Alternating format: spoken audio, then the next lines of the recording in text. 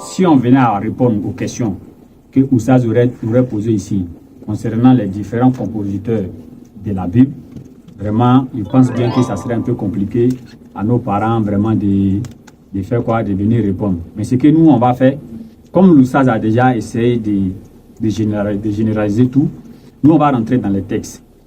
Alors, on va rentrer dans les textes pour dire à nos éditoires que nous ne sommes pas levés un matin comme ça pour nous poser ces genres de questions. Est-ce que la Bible est-elle la parole de Dieu? Non.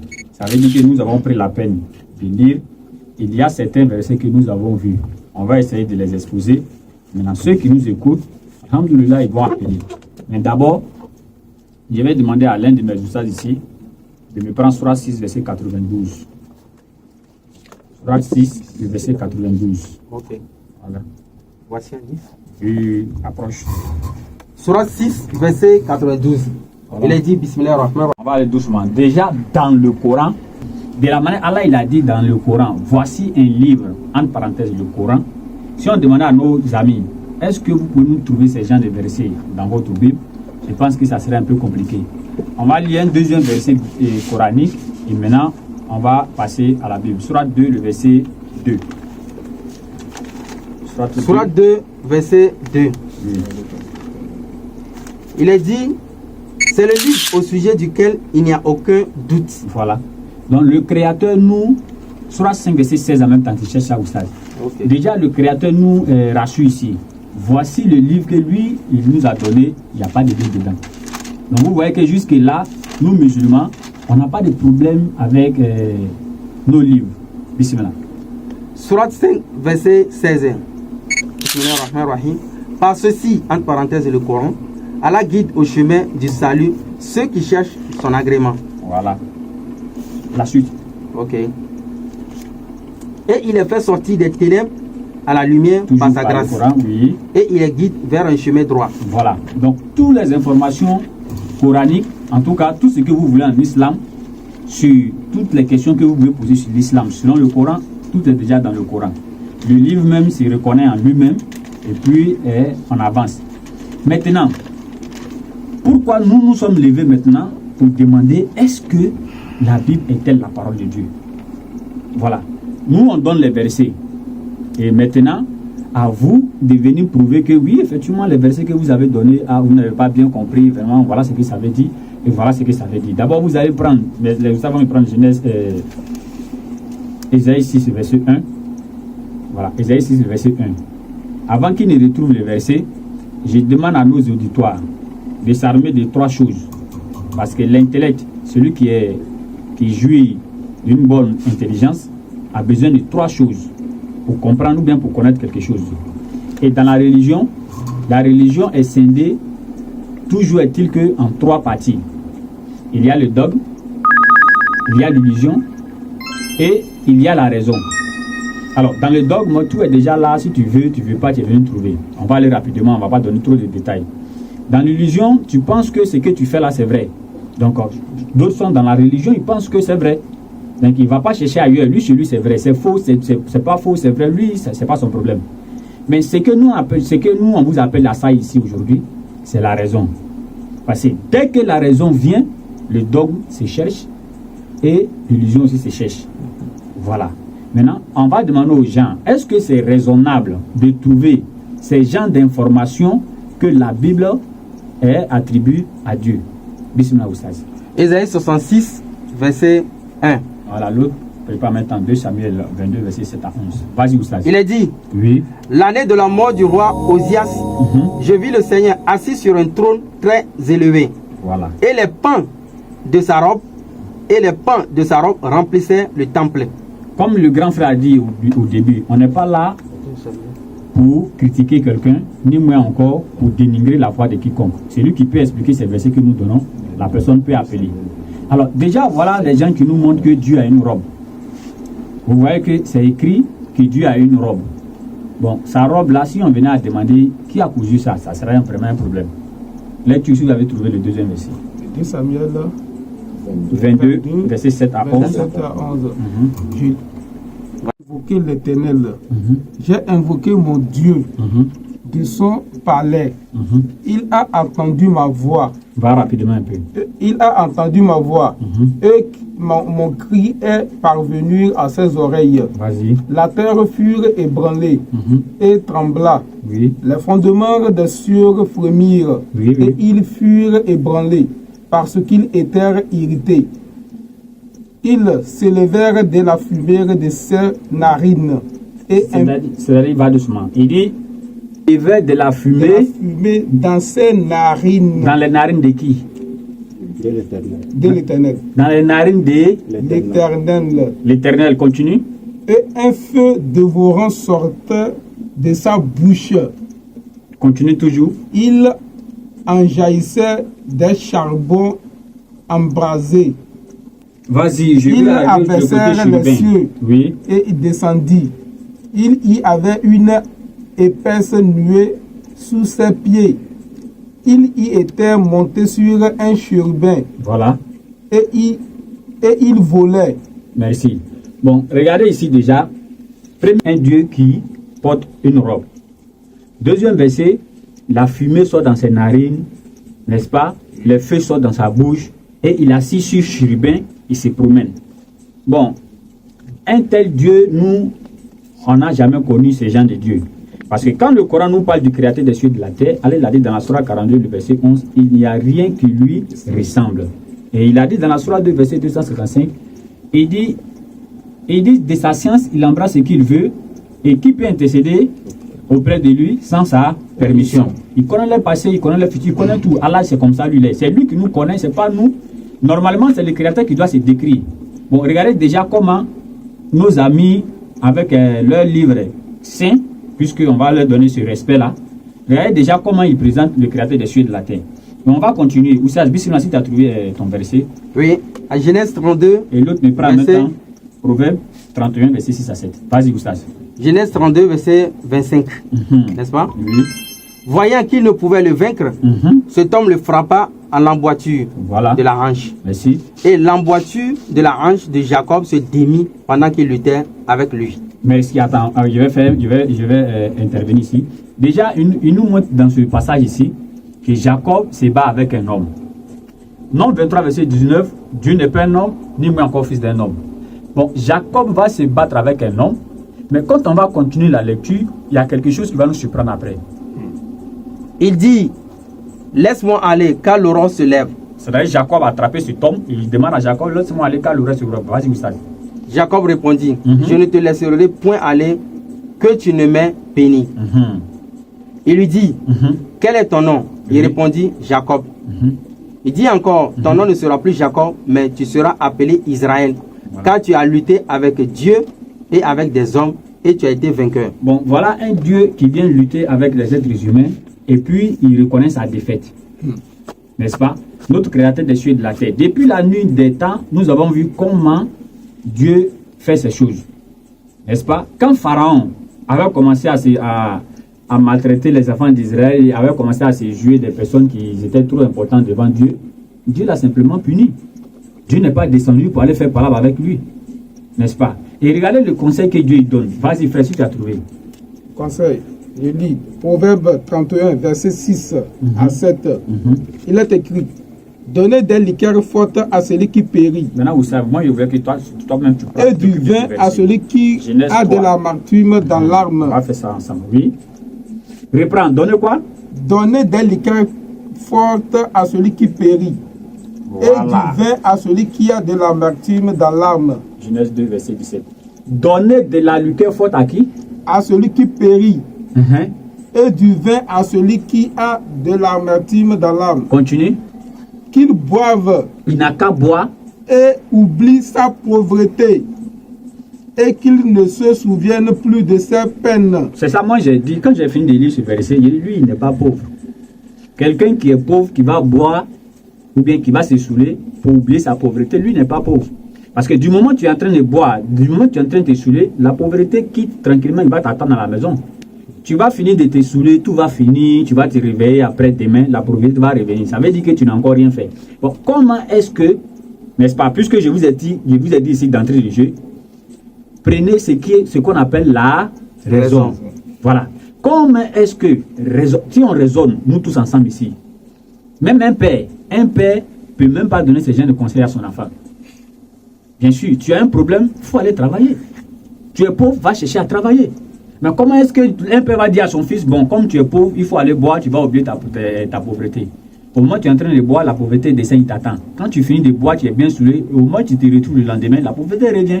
Ça veut dire que quand on raisonne sur les versets, nous en tout cas, on se pose beaucoup de questions. Est-ce que la Bible est-elle vraiment la parole de Dieu? Et il y a quelque chose qui va se passer ici, dans le jardin d'Éden, entre Satan et Dieu. Vraiment, cette question va demeurer. Lecture 16. Genèse 2, verset 17. Oui.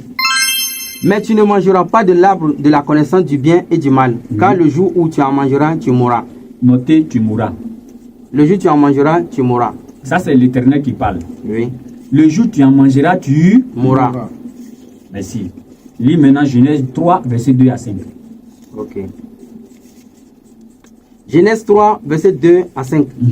La femme répondit au serpent, Oui. nous mangeons du fruit des arbres du jardin. Oui. Mais quant au fruit de l'arbre qui est au milieu du jardin, Dieu a dit, vous n'en mangerez point et vous n'en toucherez point, de peur que vous ne mouriez. Vous les mourrez. Donc la dame donne l'information que l'Éternel les a dit. Si vous mangez, vous allez mourir. Maintenant, le diable lui dit quoi maintenant? Si vous mangez, vous allez mourir. Serpent ou bien le diable lui dit non, si tu manges, tu vas devenir comme Dieu. Entre les deux là, qui a de la vérité? Question. Donc c'est Dieu lui-même qui va répondre à ça. Va au verset 22. Genèse 3, verset 22. Oui.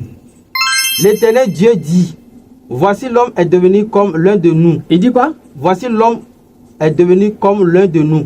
Mais attends, c'est pas l'Éternel qui a dit si vous mangez, vous allez mourir. C'est le même Éternel. N'est-ce pas? Oui. Satan dit non, tu vas devenir comme lui.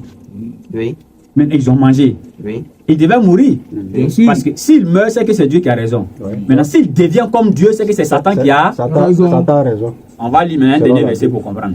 Ok. Apocalypse 21, verset 8. Et tu es vite sorti. Répare là-bas, pardon. Genèse 3. Verset 22. Ok. Verset 22. Ouais. Ouais. Mhm. L'Éternel Dieu dit, voici l'homme est devenu comme l'un de nous, Oui. pour la connaissance du bien et du mal. Voilà. Le diable il dit à la femme, si vous mangez, vous allez devenir comme Dieu, connaissant le bien et le mal. Alors que ce n'est pas ce que Dieu aurait dit. Dieu avait dit, si vous mangez, vous allez mourir. N'est-ce pas? Et on ne sait pas qui avait raison entre les deux. C'est Dieu lui-même qui va venir donner raison à qui? À Satan. Satan au verset 22. Bon. Est-ce que ce n'est pas normal ou bien judicieux que nous autres, maintenant, nous nous posons la question de savoir est-ce que la Bible est réellement la parole de Dieu? Question. Apocalypse 21, verset 8. Vous allez voir où se trouve la place des menteurs. Apocalypse 22, verset 21, verset 8, non? 21, verset 8. Mais pour les lâches, les incrédules, Pour les lâches, les incrédules, les abominables, les abominables, les meurtriers, les meurtriers, les impudiques, les impudiques, les enchanteurs, oui, les idolâtres oui, et tous les menteurs, et tous les... leur part sera dans les temps ardent de feu et de soufre. Bon, selon Genèse 2, verset 17, Genèse 3, verset 2 à 5, à 22, entre Satan et Dieu, qui aurait menti? C'est Dieu qui a menti. C'est... Dieu a menti selon la Donc si Bible. Dieu ment maintenant, selon la Bible, il va où? Dieu ira en Dieu enfer. en a- Apocalypse 21, verset 8. Dieu Bon. ira en enfer. C'est pourquoi nous, on ne s'est pas levé un matin comme ça, comme on est rassasié, et puis on vient à la radio pour demander est-ce que la Bible est-elle la parole de Dieu? Non, nous avons lu, et il y a des versets que nous ne comprenons pas. Et de grâce, ceux qui nous écoutent, nous vous demandons pardon. Appelez pour qu'on puisse échanger autour de ces versets. Et si Oussas même me permet, tu as trouvé le verset, non? Bien sûr. Ce même truc qu'on vient de faire, on va faire un dernier, Inch'Allah, et puis on va passer la parole aux autres pour ne pas monopoliser. Je lis pour toi, Oussas Bismillah. Tu Non. vas prendre Genèse 4, verset 17. Nombre 23 au verset 19. Il est écrit, Dieu n'est point un homme pour mentir, ni fils d'un homme pour se repentir. C'est bon. Genèse 6, 6. Dieu n'est pas un homme pour mentir, Mentir, ni fils ni fils d'un d'un homme. homme pour se... Non, va dans Genèse 6, 6. Dieu n'est pas un homme pour mentir, ni fils d'un homme pour se repentir. Ça veut dire, le jour où vous allez voir Dieu en train de mentir ou bien en train de se... Bon, Dieu même dit qu'il ne se répand pas. Et Dieu n'est pas un homme pour mentir, c'est les hommes qui mentent. Alors que dans Genèse 2, tout de suite, c'était gâté là-bas. On dit maintenant, Dieu n'est pas un homme pour se repentir. On va voir encore, qu'est-ce qui se passe. Genèse, chapitre 6, verset 6. Oui. L'Éternel se repentit d'avoir fait l'homme sur la terre. Elle conçut et enfanta Enoch. On commence un peu en haut, où on dit de quitter la face de l'Éternel. Bon, Caïn dit à l'Éternel, mon châtiment est trop grand pour être supporté. Vas-y. Voici, tu me chasses aujourd'hui de cette terre. Je serai caché loin de ta face et je serai errant et vagabond sur la terre et quiconque me trouvera me tuera. Au verset 15, l'Éternel lui dit, si quelqu'un tuait Caïn, Caïn serait vengé 7 fois. Ok. Et l'Éternel mit un signe sur Caïn pour que quiconque le trouverait ne le tuât point. Bon, en ce moment ici, ils étaient 4. Adam, Ève, Caïn et Abel. Bien sûr. N'est-ce pas? Ici, ils étaient 4. Mais on nous dit si quelqu'un tue Caïn devant, il sera vengé 7 fois. Bon, on ne va pas parler, on ne va pas s'attarder sur ça. Continue ça. Ok. Puis Caïn s'éloigna de la face de l'Éternel et habita dans la terre du nord. Voilà, ça veut dire Caïn a quitté carrément Adam, Ève, tout le monde. Et il est parti se cacher quelque part. Continue. Au verset 17, Oui. Caïn connut sa femme et elle conçut un enfant, Enoch. Voilà. La femme que Caïn a connue ici, là, il a eu où? Qui l'a créée? Question. Ben, ils étaient 4. Bon. Et maintenant, il y a certains qui vont essayer de dire non, dans Genèse 5 là-bas, que Adam aurait eu des enfants et tout. Le verset 25 va venir mettre fin à ça. Pas au verset 25, vous savez. Bismillah. Adam connut encore sa femme. Adam connut encore sa femme Elle enfanta un fils. et elle enfanta maintenant un troisième fils. Vas-y. Il l'appela du nom de Seth. Il appela du nom de Seth. Oui, il y a une déclaration. Car dit-elle, Dieu m'a donné un autre fils à la place d'Abel. Dieu m'a donné maintenant un autre fils À la place à la d'Abel. place d'Abel. Que Caïn a tué. Que Caïn a tué. Donc ça veut dire là, tous les enfants que Adam a eu maintenant là, c'est ça, c'était derrière, c'était loin. Ici, ils étaient seulement que 4. Donc quand Caïn a tué Abel, ils sont restés 3. N'est-ce pas? Donc la femme maintenant de Caïn là, il a eu cette femme là où? Question. Où est-ce qu'il a eu cette femme? Et pour nos parents pasteurs qui vont venir dire non, Adam a eu d'autres enfants. Non, à partir de là, au verset 25, la dame dit quoi? La dame dit Dieu m'a donné maintenant un autre fils.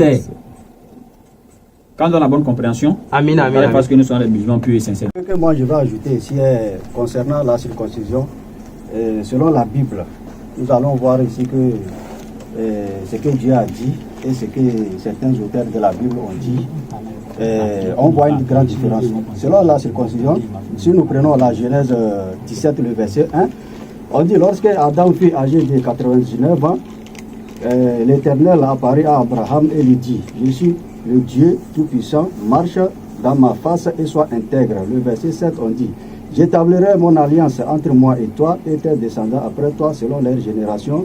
Ça serait une alliance perpétuelle en vertu de laquelle je serai ton Dieu et celui de ta postérité. Nous allons au verset 9 rapidement. On dit, Dieu dit à Abraham, toi tu garderas mon alliance, toi et tes descendants après toi selon leur génération. Le verset 10, on dit, c'est ici mon alliance que vous garderez entre moi et vous et ta postérité après toi. Maintenant, voici l'alliance que Dieu a fait entre Abraham et toutes ces générations. On dit, tout mâle parmi vous sera circoncis. Ici, c'est une alliance que Dieu a donnée, que tout mâle sera circoncis. À l'âge de 8 ans, tout mâle parmi vous sera circoncis selon leur génération, qu'il soit né de la maison ou qu'il soit acquis du prix d'argent, de tout fils étranger sans appartenir à ta race. Ici, l'alliance là concerne tout le monde. Tout mâle sera circoncis à l'âge de 8 ans. Maintenant, si nous allons rapidement dans Galates 5, le verset 2 jusqu'à 4, nous voyons qu'il y a quelqu'un qui est venu contredire la parole de l'Éternel. Qu'est-ce qu'il a dit? On dit, voici moi Paul. Ici déjà, il dit, voici moi Paul. Il n'a pas dit, c'est Dieu qui l'a dit, c'est Dieu qui l'a dit de dire. Lui-même s'est décrit, il dit, c'est lui-même qui est en train de dire ça. Il dit, je vous dis que si vous vous faites circoncis, Christ ne vous servira à rien. Et si Paul dit déjà que tout chrétien qui va se circoncire, je vais aller dans le français terre à terre. Toute personne, tout mâle qui va couper son pénis, selon le français terre à terre, on dit le Christ ne sert à rien. Et j'espère que tous les chrétiens qui se sont fait circoncis, j'espère que le sang de Jésus ne va rien les faire, selon ce que Paul a dit ici. Et